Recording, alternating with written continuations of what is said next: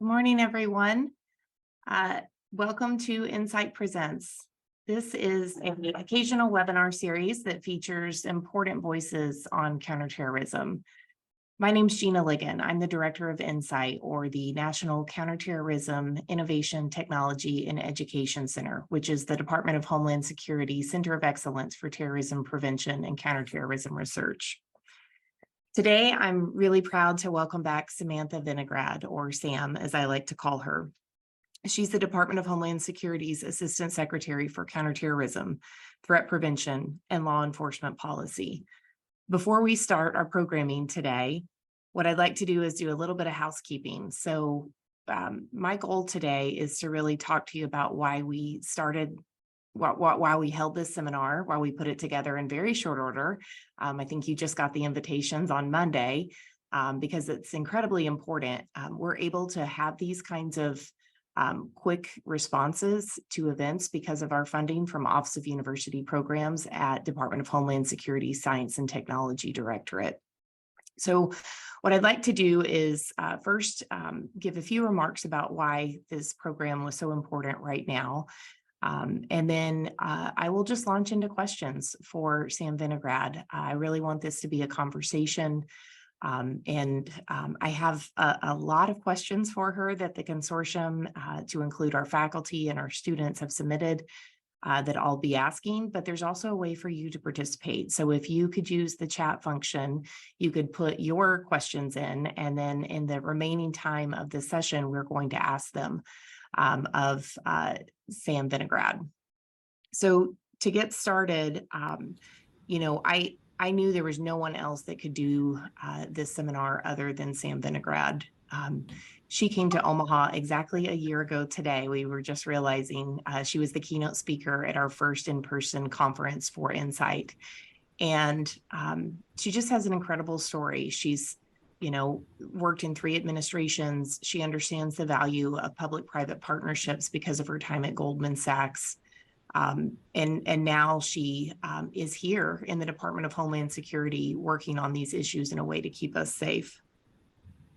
So I knew that I needed to have Sam to be the person on here to talk to the American public about what we can do to protect communities of faith-based organizations and of all faiths, especially in this particular climate right now. Protection has become a requirement for houses of worship in a way, for community centers where people gather to practice their faith and fellowship and for peace. Today marks a sober reminder of that. It's actually 5 years to the day that the Tree of Life shooting happened at the Pittsburgh synagogue. During Shabbat morning services, 11 people were killed at that tragic event, and 6 were wounded in ways that they'll never have the same life that they had before. And it was the deadliest attack on the Jewish community in the United States. Earlier this month, I gathered with 1,400 people of all faiths at Eradicate Hate, which is an event that's held in Pittsburgh every year, where people can come together and share their collective grief and outrage and desire to really prevent another one of these attacks happening, particularly at places of worship. So 5 years after that, we are here facing an even more complicated threat landscape. And we gather today here in that same spirit of what can we do as a society to prevent another one of these terrorist attacks. So this is our mission here at NCITE. We are a research consortium. We are academics. We're the largest consortium in the United States. We have 27 universities and non-government partners who are all doing research in this area. We're federally funded, and we're laser focused on counterterrorism. We're based at the University of Nebraska at Omaha, and we do have the ability to fund partners all across the country who have all been watching the developments that have happened in Israel with great attention. Our collective aim is to understand and prevent terrorism from happening in the United States. So Turning to the government's role in that response, I'll talk a little bit about Sam. So, I mentioned that she was part of three different administrations, the George W. Bush administration, the Biden administration, and the Obama administration, not in that order. And she has served in incredibly important and visible national security roles. She also was a fellow at the University of Chicago. So she certainly has a heart for academia. So I'm really grateful for her to give us her time to help inspire some of the work of our consortium members as well. And I think one of the parts of her career that's really interesting is she was a national security analyst on CNN.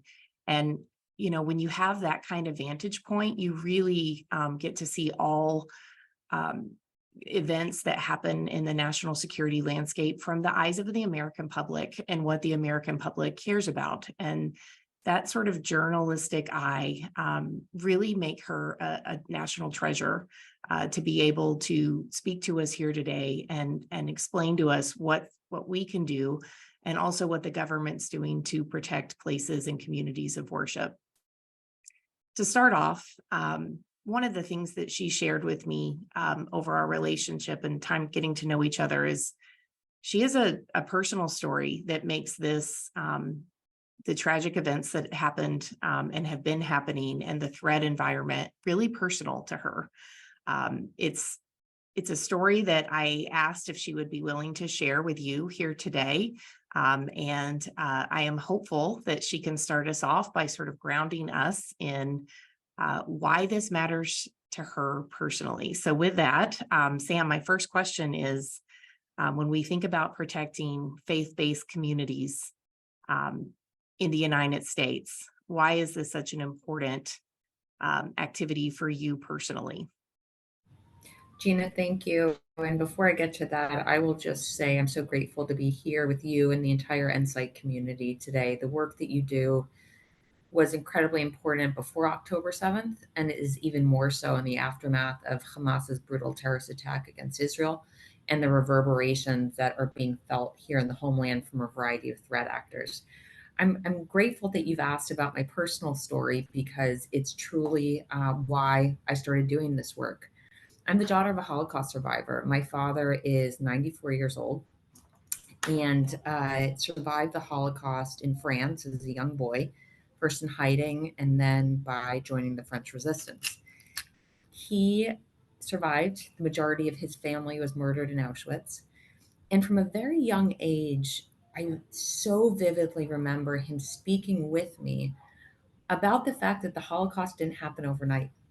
The Holocaust took years, and there were so many moments in time, both small and large, that led to the mass murder of 6 million Jews. And as my father talked about all those events, all those instances, he told me something which is so important today, which is everybody has a voice. During the Holocaust and the run up to the Holocaust, there were so many people that could have spoken up that did not. And if you just think about if more of those people had used their voices, if more of those people had said, well, I'm not Jewish, this doesn't impact me, but hate-fueled violence is unacceptable, hateful rhetoric is unacceptable, how different history could have looked and how many people would not have been murdered, tortured, and have had their lives changed forever. And I have tried to embody that lesson over the course of my lifetime, and certainly here in my role here at DHS. And today, as we witness so much hateful rhetoric and so many incidents of hate-fueled violence, it is so important that every single member of this country remember that they have a voice. And we can talk more about the particular threat environment today, but we are seeing individuals motivated by hate against a variety of different things, oftentimes a commingling of hate, if you will. And that's why, again, everybody in this country has a voice and has, frankly, a responsibility to speak up when they hear hate, when they see instances of hate, because we know what it leads to. The Holocaust is a horrific, horrific example of that. But we have unfortunately, so many more instances today. We had a 6-year-old child stabbed to death just 2 weeks or so ago based on hate. We've had an incredible increase in hate crimes in this country. And post October 7th, we are seeing a devastating increase in hateful rhetoric and hate fueled violence. And again, just based on a personal level, back to a personal story, we know where this leads. And that's why my plea today is while the government is doing everything it can to protect the homeland from these threats, everybody has a role to play in mitigating the threat environment. That's really powerful. Sam, have you talked to any of your family members? How are they doing right now with all of this? I just wondering about your dad and other people that are close to him and how they're feeling. I talk to my father every day, and he keeps speaking with me about what I just articulated, that these instances of hateful violence, whether it's against a Jew, a Muslim, an Arab American, a Sikh American, a member of the LGBTQIA plus community, what have you, all these instances are horrible unto themselves and lead to a normalization of both hate and a normalization of violence that does not lead to anywhere good. So we speak regularly about the need for everybody to take action right now by speaking up and taking a position on these matters. And my father, like many members of the Jewish community, as well as members of the Muslim and Arab American community that I've been speaking to, they're scared. This is not deterring my father and other members of my community from practicing their faith, but people are scared based on the threat environment and hopeful that there is a deceleration of this hateful rhetoric and hate fueled violence. There's also questions about what folks can do to improve their security and things of that nature in their community. And we're being as responsive as possible in that respect as well.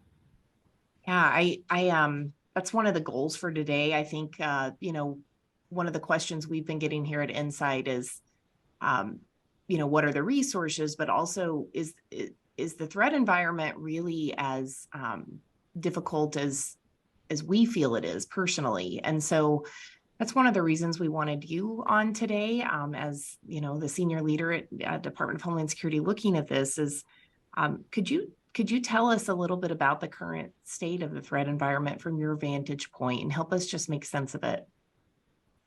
Certainly, and the Department of Homeland Security, in coordination with the Federal Bureau of Investigation, actually released a public announcement 2 nights ago.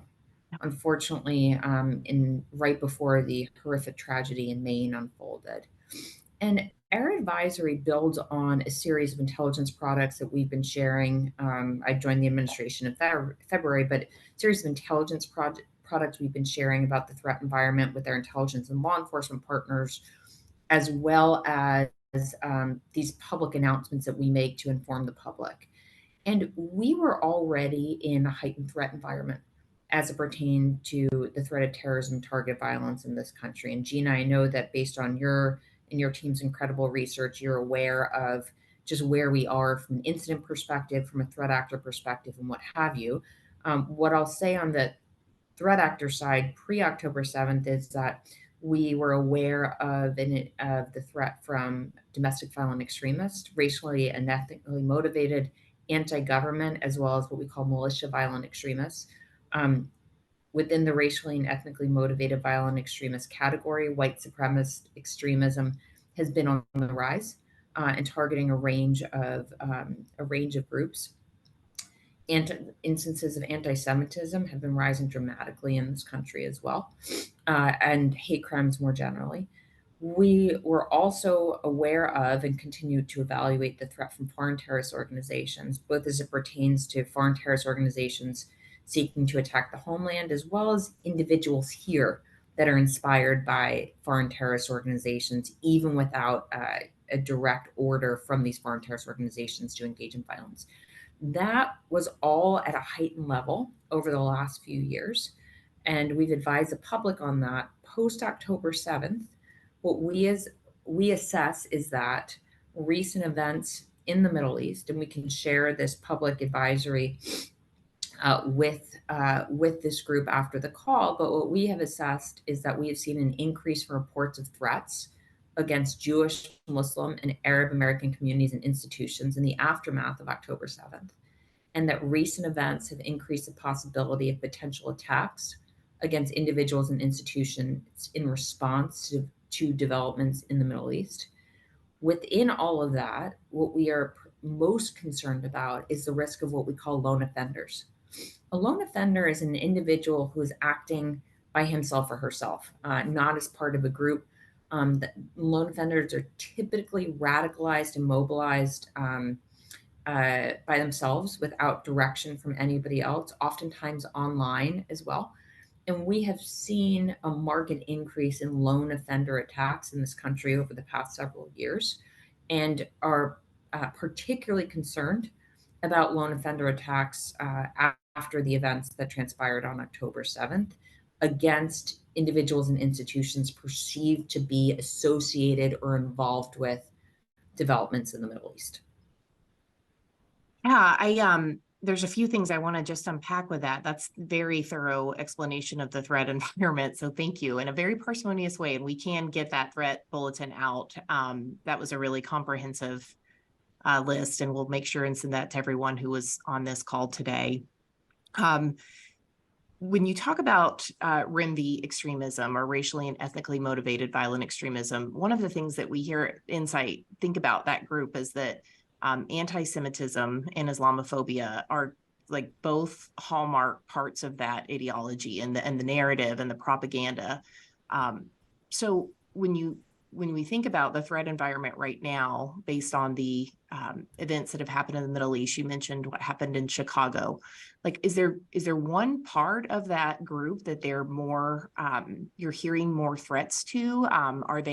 Is that group very much, white supremacists are anti-Semitic and they're Islamophobic. And so is this sort of a catalyst for them to increase their rhetoric against both groups, or what are you all seeing on that front?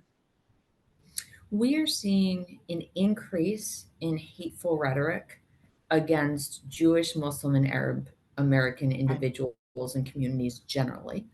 Again, that was the tough part is that was increased prior to October 7th. Yeah. After October 7th, that is heightened further, particularly online. In addition to that, there is not just online rhetoric at this stage. Mm-hmm. There's rhetoric publicly, there's rhetoric in public settings as well, but we are seeing an increase on top of the increase, if you will.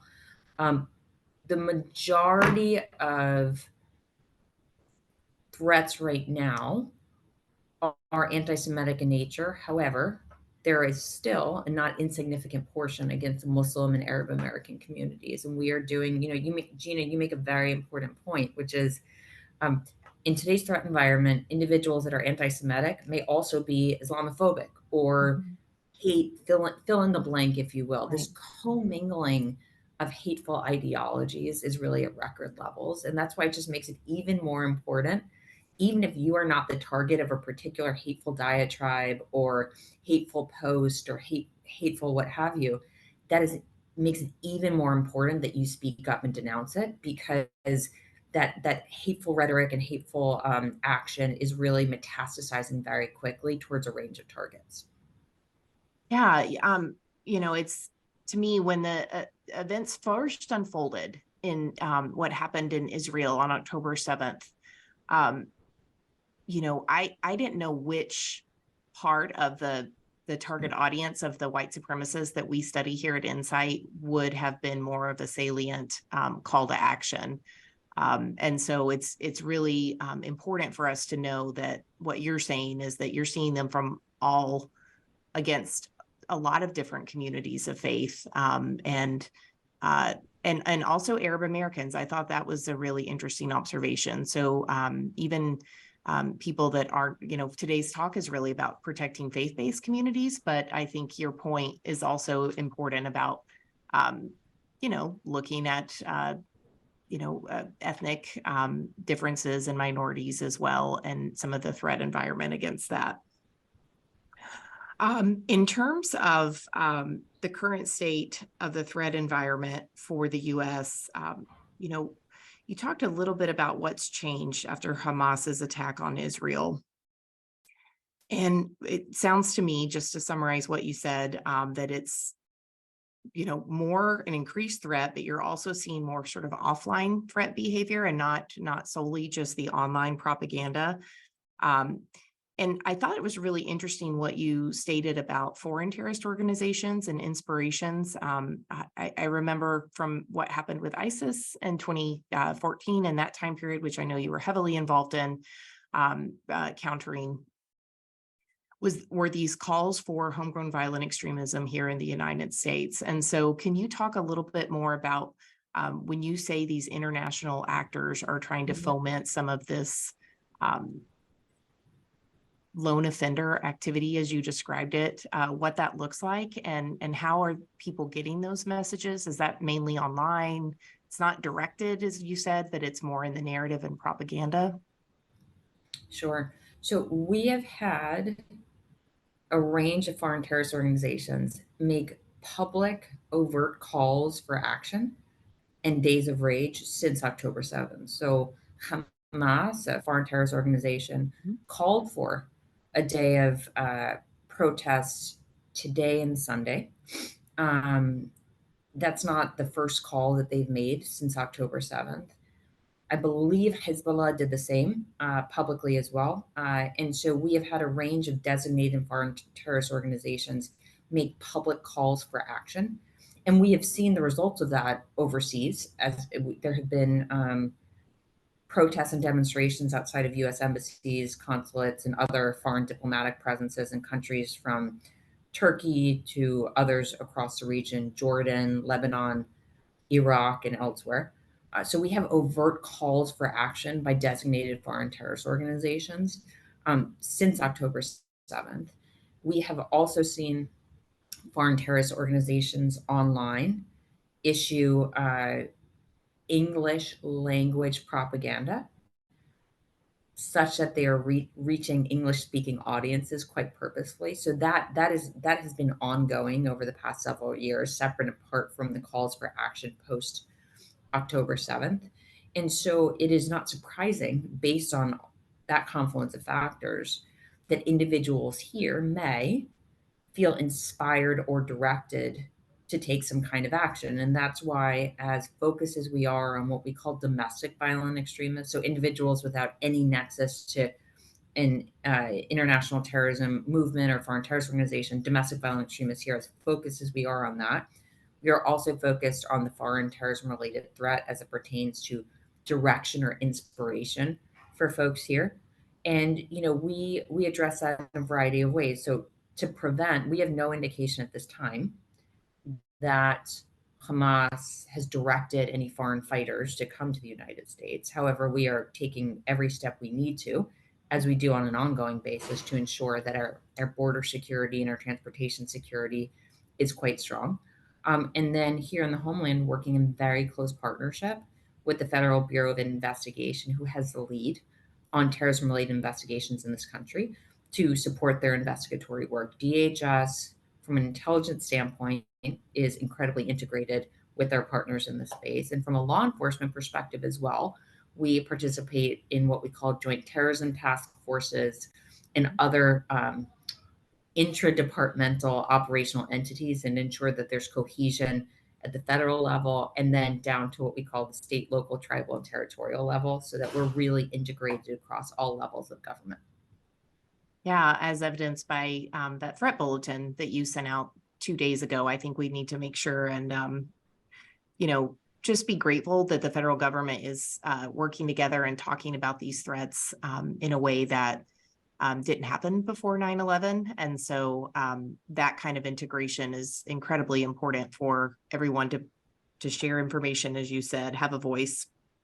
Um, And Gina, I'll just add on to that. I think the federal integration is critical.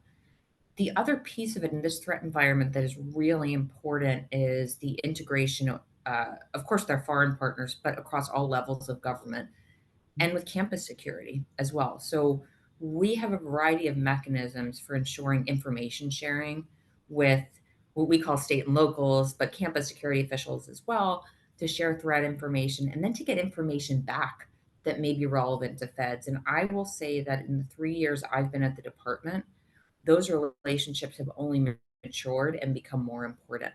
So, we do regular information sharing out to our partners, and then the information coming back in is very helpful. We have what we call fusion centers across the country where we co-locate with our state and local partners so that there's kind of instantaneous information sharing. And then on the law enforcement side as well, at DHS, we have a whole office of state and local law enforcement to ensure that that connectivity is there as well.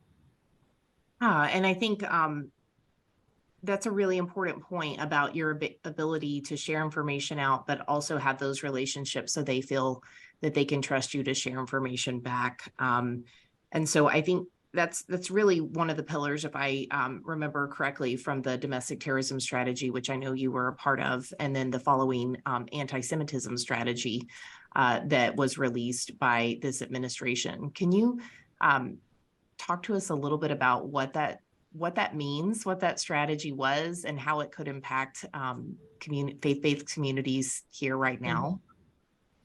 Definitely. So the strategy that was released was the first ever strategy by an administration to address domestic terrorism. And that is reflective of two things. One is the threat environment, and second is the president's focus on addressing all forms of terrorism, regardless of ideological motivation. Now, that strategy has several pillars and continues to be implemented and refined. The pillar that I've been most deeply involved in is the prevention pillar. And when we talk about preventing acts of domestic terrorism and targeted violence, what we are really focused on is ensuring that help gets to individuals that may be radicalized or mobilizing at the earliest possible stage. Oftentimes, after horrific incidents of domestic terrorism or targeted violence, people who knew the subject or suspect say, gosh, he or she was saying a lot of things that made me uncomfortable. I knew he or she had access to firearms, spending a lot of time in these encrypted chat rooms, saying really hateful things, but I didn't want to get him in trouble, so I didn't call the police. What we are seeking to achieve in this country is a culture of prevention in which every member of the public understands that when they see something like that in their community, asking for help at the earliest possible stage is going to prevent the worst outcome for your loved one or community member. And that relies on ensuring that there are networks in every single community of people that can help. And the people that can help are everyone from school administrator, a mental health counselor, juvenile services, this whole network of public health professionals that can create a supportive ecosystem for an individual that may be going down the wrong path. We want people to feel comfortable asking for help and to know where to go to get it. DHS is something called the Center for Prevention Programs and Partnerships on my team. It's headquartered in DC, but we have field staff across the country whose job it is to create and build these networks in communities and to just educate the public about what we call public health informed approach. Calling law enforcement is not the only option here. Now, we seek to train law enforcement on what to do if something doesn't yet rise to a criminal threshold, but that's not the only answer. And we are very focused on that prevention piece because by the time something rises to a law enforcement threshold, if someone is about to unfortunately conduct a mass shooting or engage in criminal activity, it's almost too late. The risk is too high that that individual can mobilize so quickly that there may be a tragedy. So the prevention piece of this is key for us. It relies very heavily on research from partners to inform what we're doing. And then it relies heavily on members of the public understanding the role that they have to play in this space as well. Yeah, just thinking about some of the resources you all released in the past year alone as it relates to that strategy. Could you talk a little bit about, we can put the websites actually in the email that we send out after this, but could you talk a little bit just globally about some of the resources that people can use that I know Center for Prevention Programs and Partnerships has developed. You talked about the regional prevention coordinators, but Mhm. any other sort of resources for people in this prevention space that might be feeling like, hear what you just said and feel, I have someone like that I would like to get help Mhm. for, but maybe not call the police or the FBI about. Mhm. So I'll do one better, which is we as a federal government, as part of the domestic terrorism strategy, created a whole website of prevention resources. It's dhs.gov/prevention. And it is not just DHS resources, it's across the federal enterprise. So we can shoot that to Gina to share with the participants on this call. In communities, if you see an individual who may be going down that path, um, you know, engaging with a mental health professional, a social service professional, school administrator, depending on the age, is a good first step. And then identifying who your CP3 regional prevention coordinator is helpful as well. Part of this relies on state level engagement as well, which is why we have been working with a series of states on state prevention strategies. This has been a big focus for me over the last 2 years, and various states from across the country have published strategies or have them in the works. Those strategies do things like providing funding for behavioral threat assessment and management teams, ensuring that there's prevention education for stakeholders. And we think it's critically important that every state develop a strategy that meets the needs of their communities. So those are a few examples. And DHS CP3 has regional prevention coordinators across the country. On the non-prevention side, but on the security side, we also have certain officials that are focused on the security, for example, of faith-based institutions, and that can do things like provide free security assessments and free recommendations on how to improve security at faith-based institutions. Same pertains to schools. DHS is a leader in school safety, along with the Department of Education and others. And we have an entity called CISA, CISA, that leads on school safety for us. I work very closely with them, and they're actually hosting a big conference in just a week or two on K through 12 safety and security. But in the aftermath of the horrific events in Maine, CISA was on the ground engaging with colleges. There's a lot of colleges in the area of Lewiston offering services and offering advisory services. So we have a range of parts of DHS that can help. If there is an immediate incident that does appear to be rising to a criminal threshold, the best thing that folks can do, and we use the slogan because it's true, if you see something, say something. If you think somebody's mobilizing to violence, the best answer is engaging local law enforcement, because they will be most responsive if there's an incident that you think is about to occur. But if things are at an earlier stage, the website that I just mentioned, dhs.gov/prevention, is a great way to go. Yeah, that's a really comprehensive answer. And I think it's really important from my vantage point as a researcher to think about the whole ecosystem that we all have to play a part in as public-private partners, and being able to engage those community services, but also making sure that we can stop things much earlier than right before it starts. And that's part of that prevention ecosystem that I think your organization is really pioneering. When you talk about the see something, say something, and I know that is a really important piece of your initial thread about everyone has a voice, and responsibility in some ways, right, to be able to keep our community safe. Can you talk a bit more about the threats that DHS has been tracking against faith-based communities, and what kinds of things people might see in that space that we should be aware of and be poised for? I mean, we can talk a little bit about um, any more information about the threats about the Palestinian boy who was killed that you mentioned, or even the Detroit synagogue president. Is there any more information about any of that would have helped inform people from a see something, say something perspective that we could all learn from and make sure that we're watching things in our communities as well? Yeah, so on those two, I'll defer to the FBI and local law enforcement, Mhm. respectively, who have the lead on those investigations. I think as it pertains generally to threats against faith based communities, we are unfortunately seeing a spectrum. We are seeing hateful rhetoric. We are seeing harassment. We are seeing bullying. We are seeing, in a variety of forms, we are seeing intimidation purposefully. Um, we are also seeing, unfortunately, actual threats of violence, um, threats to kill someone, engage in sexual assault, engage in domestic violence against individuals based upon either their actual or perceived faith affiliation or ethnicity.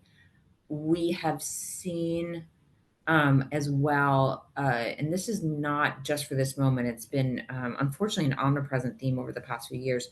Bomb threats, thank God, none of them have been credible, but we have seen these kind of campaigns of bomb threats occurring um, that are terrifying. So, synagogues will get bomb threats called in or emailed on an ongoing basis. We saw the same thing occur against HBCUs, historically Black communities and universities, 2 years or so ago, that were terrifying and lead to real operational responses. You have schools and faith based institutions going on lockdown. ATF is deployed, bomb sniffing dogs, what have you. So the bomb threats are at this stage hoaxes, but that doesn't make them any less scary. We are also seeing something incredibly dangerous, which are fake threats of active shooters. So people call in and say, there's an active shooter that's approaching your synagogue or Jewish day school or what have you. That's incredibly dangerous because when something like that happens, law enforcement shows up with guns drawn.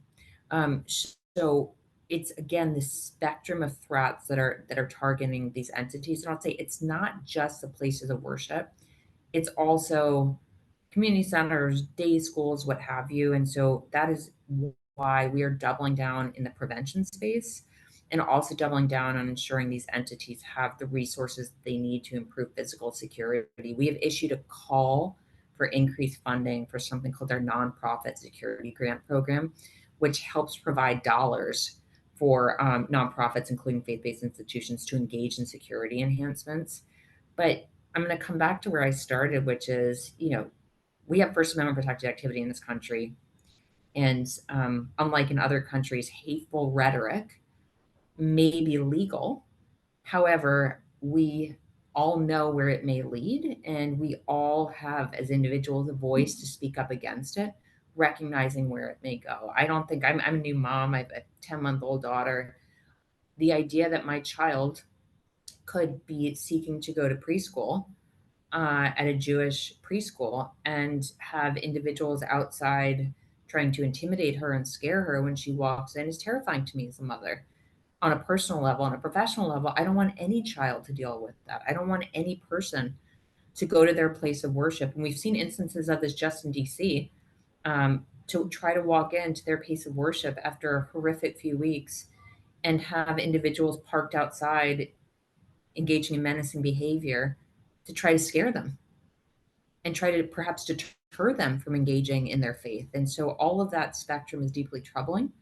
The areas where we have direct authorities to address it, we're again doubling down on it, but it's quite a spectrum.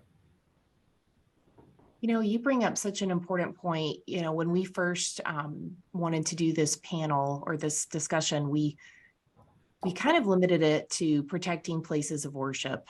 And we widened the aperture of the frame to be protecting faith-based communities. And I think what you're enlightening our audience about is that it's not just places of worship, that it's also places where these communities gather, and whether that be a daycare or a school or, um, you know, uh, lessons. I think about the place where our mosque offers Arabic lessons, right? And so that's another place where um, the threat is so varied right now, and the constant is the hate and the hateful rhetoric. And I think that's a really important thing for our viewers to see. And then also, the nonprofit protection grants are such an important program for this, just to give people agency and the feeling that they are doing something related to this.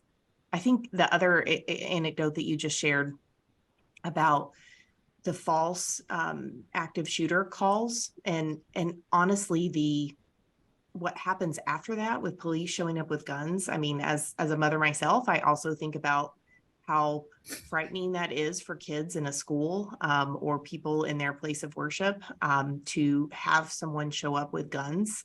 And so I think that's also a really insightful part of this threat picture that I don't hear many people talking about. So I'm really grateful that you shared that part of the threat picture with us. After that Tree of Life shooting in 2018, and it's so salient to me today, with it being 5 years ago, did you see similar types of increases in threats? I know you weren't in this position in government then, but is Yeah. this sort of when you have these kind of exogenous events, like what happened in with Hamas attacking Israel, or what happened at the Tree of Life, is it sort of a reaction from extremists to be able to kind of amp up and capitalize on that moment? Is this a normal thing that we can expect? So I actually, Gina, you mentioned I used to be on air with CNN. I was on air with CNN as the attack at the Tree of Life Synagogue was unfolding. I was not talking about anything related to hate-fueled violence. God knows what I was speaking about. And I remember getting a voice in my ear saying, "We have to break. There's breaking news." And I remember sitting there, and the horror and the terror was overwhelming, thinking about these poor worshipers. And I don't go to synagogue on Saturdays, much to my father's chagrin. My father typically does. And just thinking, this could have been my father, this could have been my mother, this could have been my siblings. And the fact that an individual would walk into a place of faith in the middle of Shabbat services filled with such hate and engage in such horror was overwhelming. And we were on air, I think, nonstop for about 3 hours, just covering everything. And the horror of that moment will never leave me. Unfortunately, there have been more, and not just in synagogues. And in instances like the Tree of Life, post Colleyville, after attacks against Sikh temples or churches, there is always a fear of copycat attacks, and that kind of incident. And while the media does not purposefully glorify these horrific incidents, it does get a lot of airtime. And so there's always a concern that that perceived glorification of an incident can lead others to feel that it's either okay to act or beneficial to act so that they achieve that same kind of notoriety. So we are always mindful of the potential for copycat attacks. Post October 7, we have the horrific terrorist attack against Israel. We have hostages that are still being held by the terrorists. We have a deteriorating humanitarian situation in Gaza, all of which the US government is urgently working to address. All of those things are having ongoing reverberations. And so, unlike the Tree of Life Synagogue incident, which was, when I say isolated, that's not in any way to diminish the horror of it. It was an isolated incident. What's happening in the Middle East right now is ongoing. And so the reverberations are ongoing as well, which is why, again, we issued a public announcement 2 days ago, you know, 2 weeks or so after the actual incident. And we'll continue to keep the public informed as the situation is ongoing. Yeah, thank you.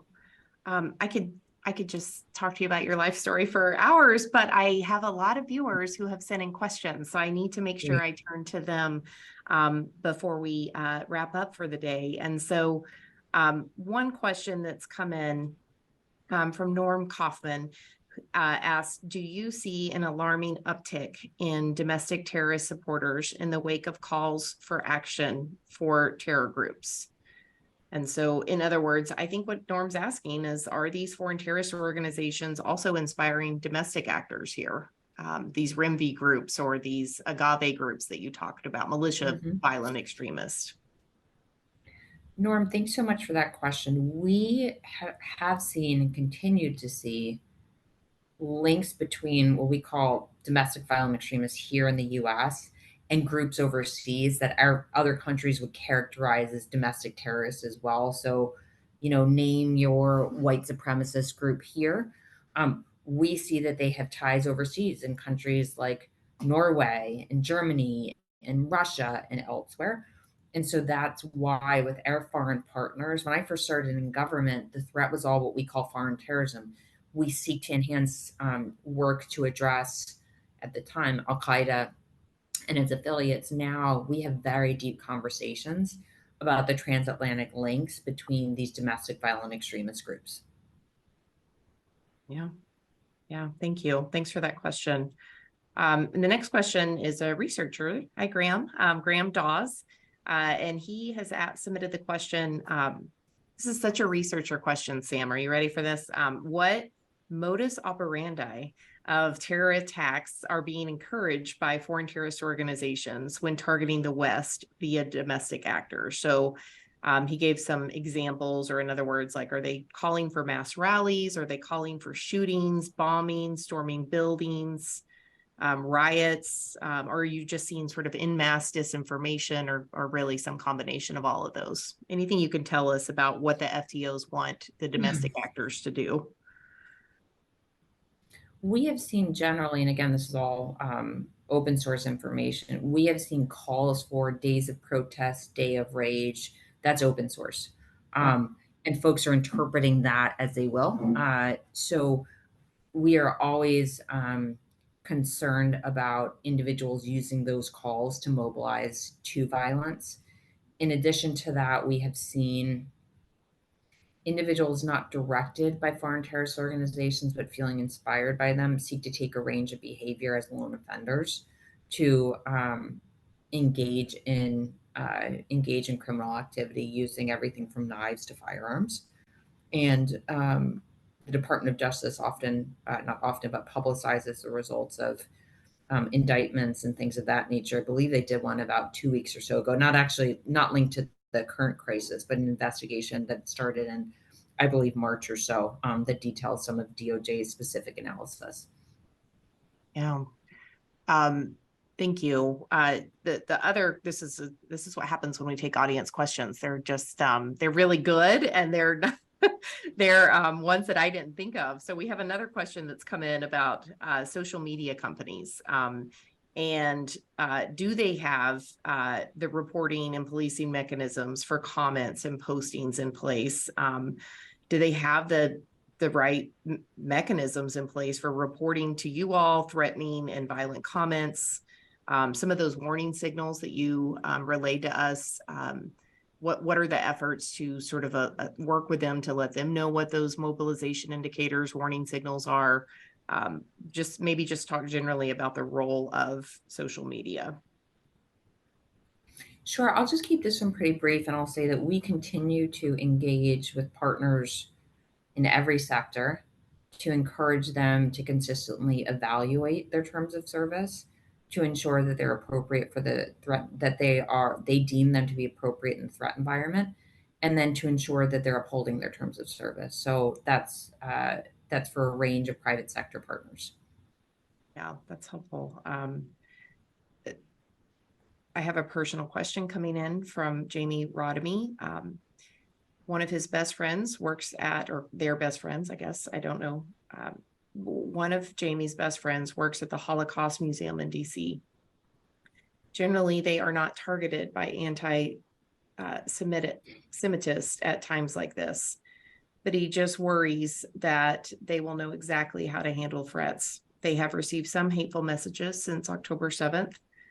Is there any advice or support that you might share with that person, and that would be helpful to them in terms of both monitoring and reporting activities, as well as vigilance for just personal safety?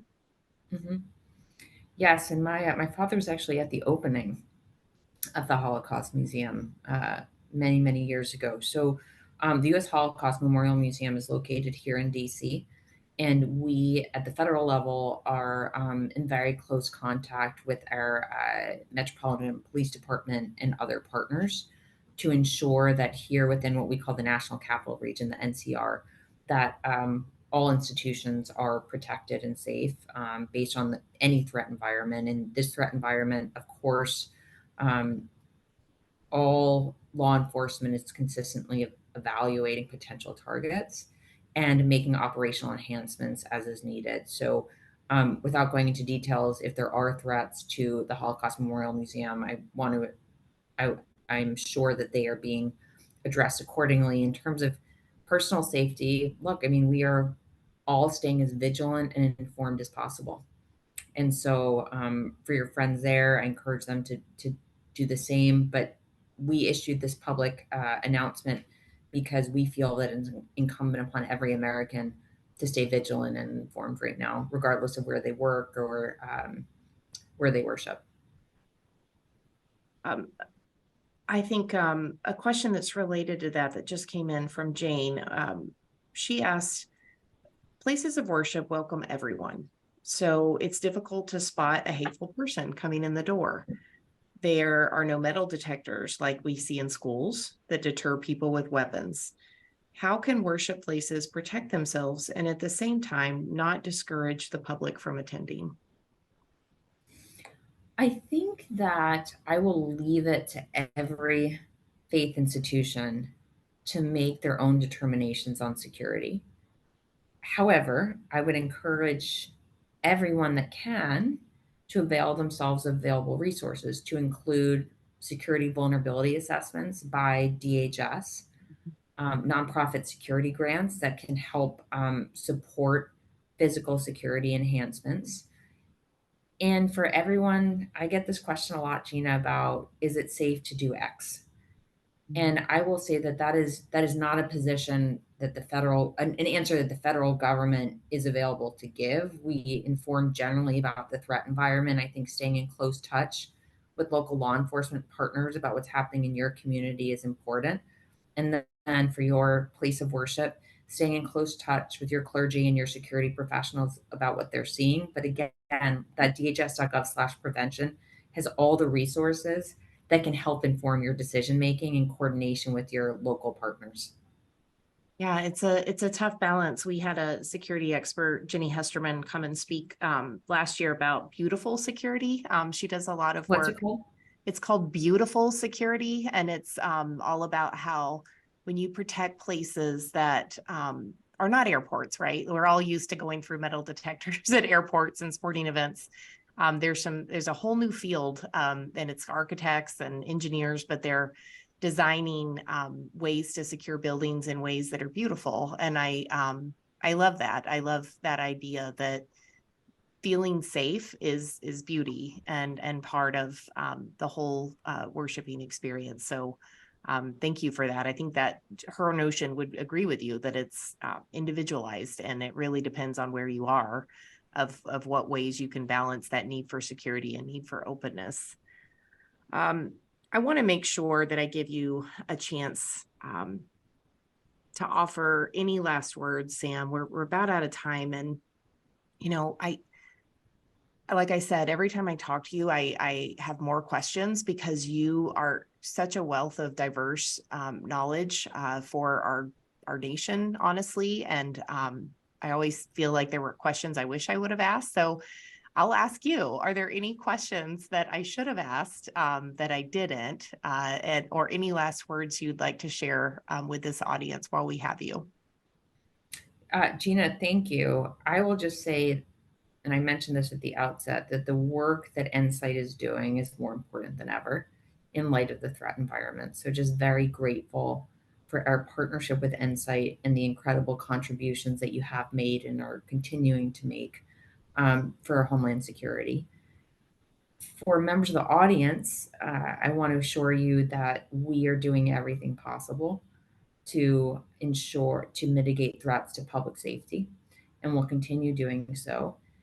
And just remind everyone again that we each have a voice and we each have a responsibility to use it, not just to speak up in the face of hate, but also if we see an individual that may be going down a path of violence, to get help to that person to prevent a tragedy.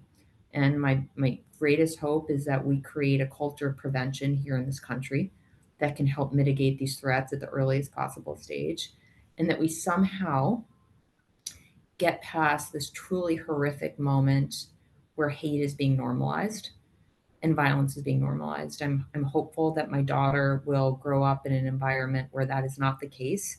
And the only way that we're going to get there is by each of us taking on that responsibility to change the current environment. So thank you for having me, Gina. I look forward to speaking again. It is always so wonderful being with you and being with NCITE, and I'm just grateful for your and the entire audience's time.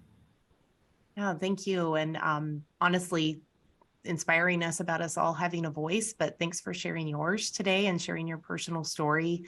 Um, I'd love to meet your dad. He sounds amazing. Thank you for talking about him and his experiences and how that's inspired you to do this work. To close it out, Sam shared a wealth of resources on this call, and we are going to collate all of them and put them on our website. It's www.unomaha.edu/insight. So the words behind me.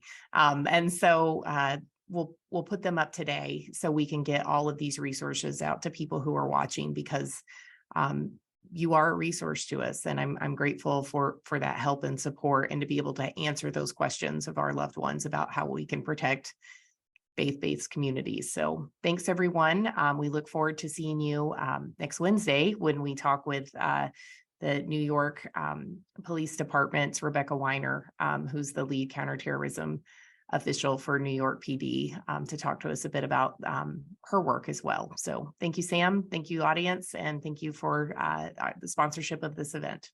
Talk soon.